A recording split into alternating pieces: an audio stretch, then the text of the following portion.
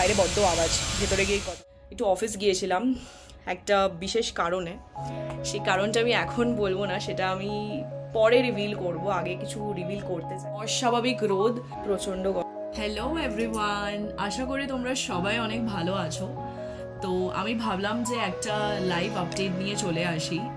তার কারণ হচ্ছে আমি মাঝখানে একটু মানে আমার ভিডিও দেওয়ার ফ্রিকোয়েন্সিটা অনেকটাই কমে গেছে, মানে ভিডিওর কথা বলছি, শর্টসের কথা নয়, কারণ শর্টস আমি চেষ্টা করি যে মিনি ব্লগের থ্রুতে কভার করার, বাট যেহেতু ভিডিও দেওয়ার ফ্রিকোয়েন্সিটা অনেকটাই কমে গেছে, তো তাই জন্য ভাবলাম একটা আপডেট নিয়ে আসি। তো আশা করি আমার শর্টস আর মিনি ব্লগ দেখে তোমরা সবাই বুঝে গেছো যে আমার খুব রিসেন্ট বিয়ে হয়েছে গত মাসের 13 তারিখ, আর সেই কারণেই মানে অনেকটা ব্যস্ত ছিলাম, আমি এখনও আছি।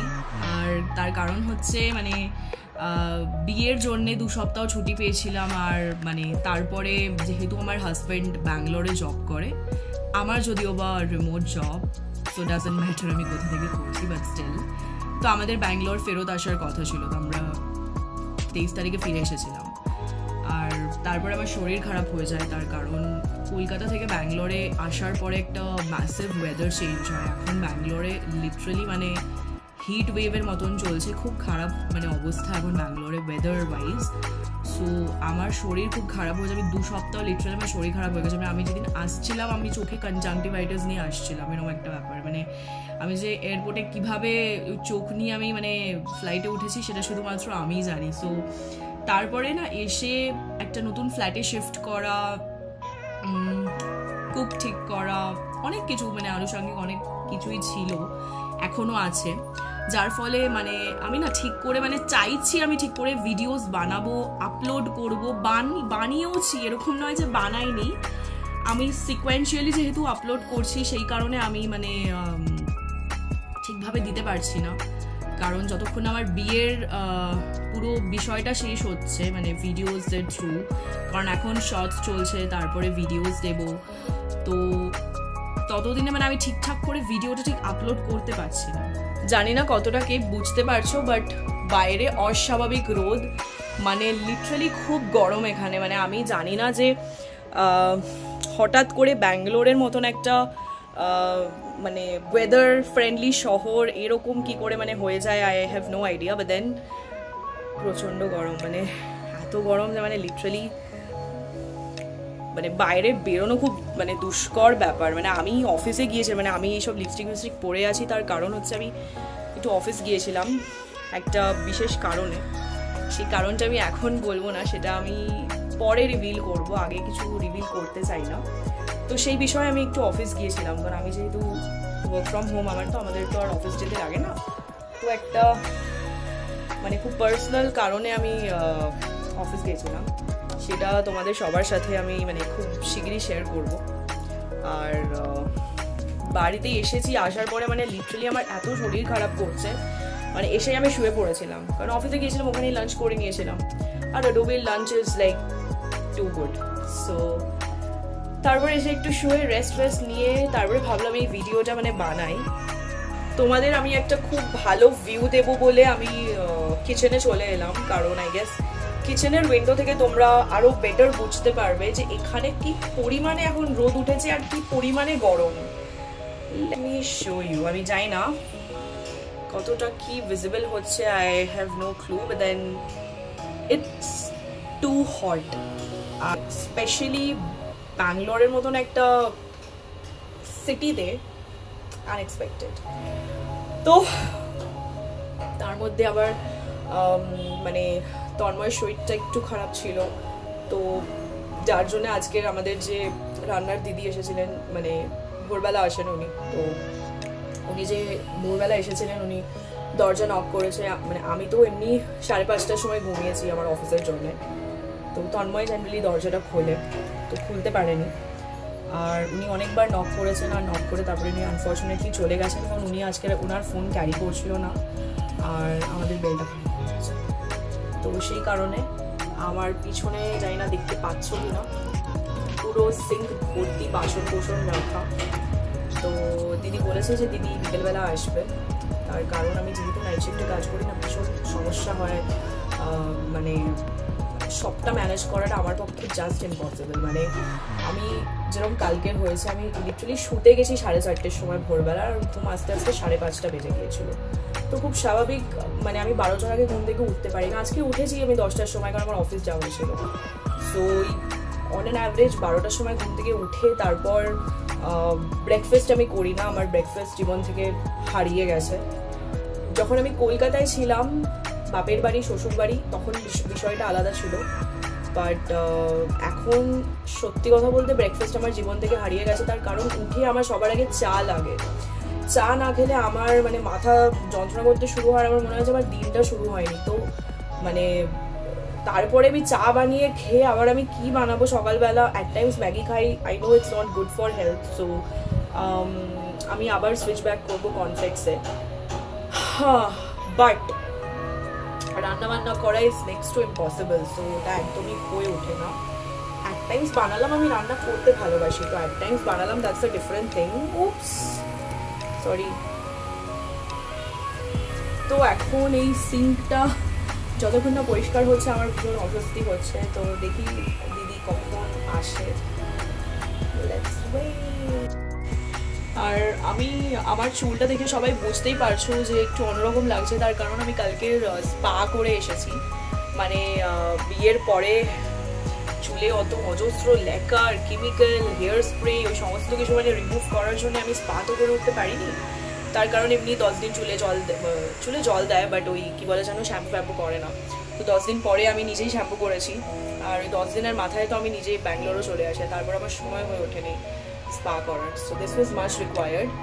তো আমি একটা নতুন সালন থেকে করেছি, আর আমি সমস্ত ডিটেলস ভ্লগে শেয়ার করে দেবো যে আমি কোথা থেকে করেছি। ওই বললাম কিছু শেয়ার করতে পারছি না, যেহেতু একটা সিকোয়েন্স রান করছি, যে বিয়ের সমস্ত ভিডিও সব কিছু এন্ড হবে তারপরে দেবো। ইনফ্যাক্ট আমরা ব্যাঙ্গালোরে এসে আমরা মানে লাস্ট উইক আমরা মাইসোর ঘুরতে গিয়েছিলাম। লাস্ট উইক না, লাস্ট উইক, হ্যাঁ মাইসোর এমনি জাস্ট উইকেন্ড গেট অ্যাওয়ে যেরকম যা হয় আর কি। মানে সানডে এই মানে স্যাটারডে ভোরবেলা আমাদের ট্রেন ছিল, পুরো গেছিলাম ঘুরতে, মানে সেকেন্ড ভিজিট ছিল।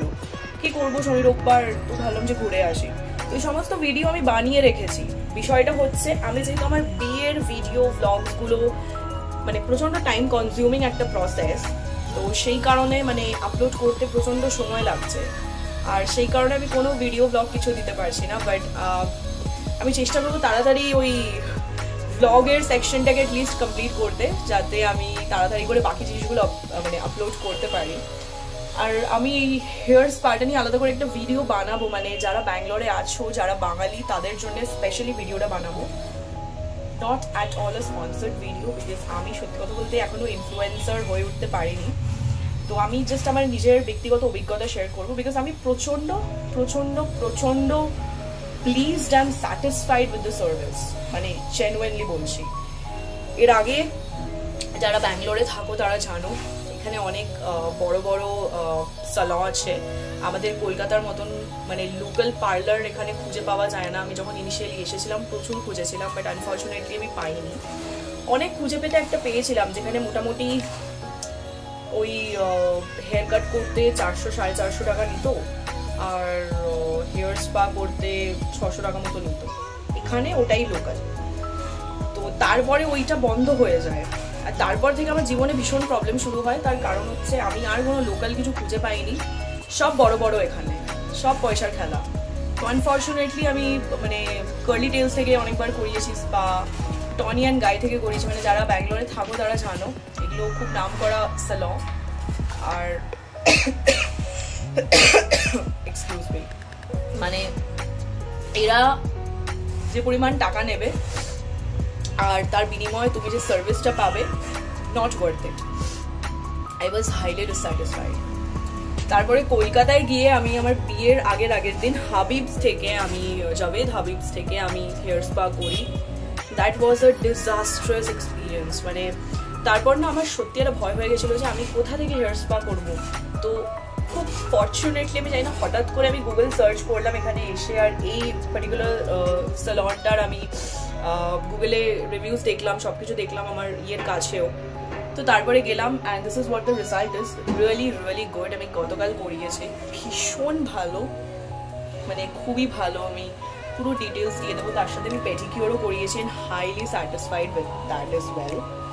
সো ইয়া, আমি ওই ভিডিওগুলো খুব শীঘ্রই শেয়ার করবো, সো প্লিজ স্টে টিউন। যে একটু ব্যালকনিতে যাই হিটটা ফিল করার জন্যে। আমার ডাবল চিনটা না খুব বাজেভাবে visible.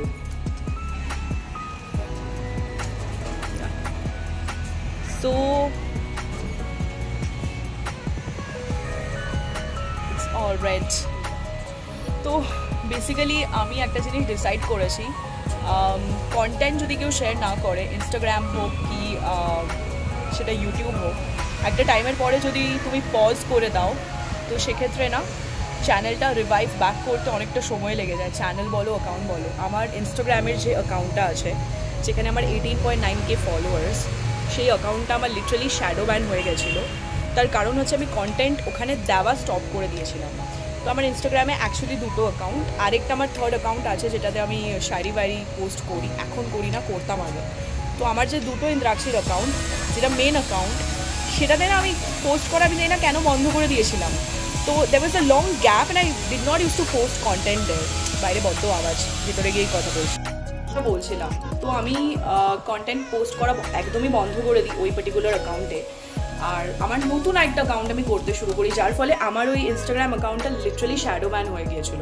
And by the time I realized it was too late. মানে it became very difficult for me to revive that lost algorithm.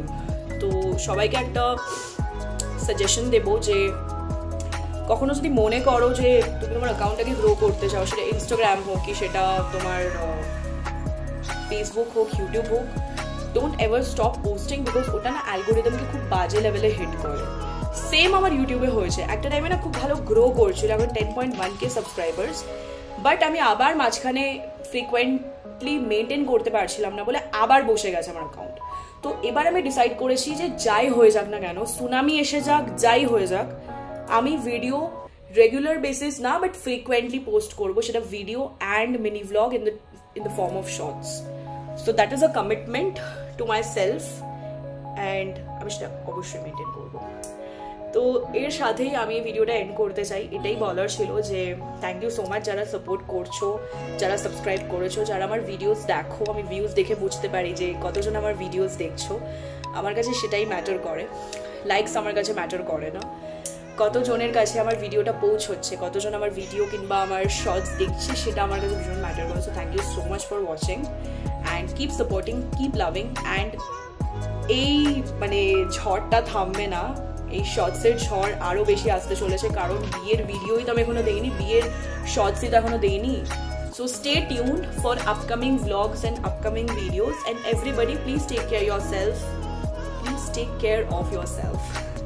Bye bye.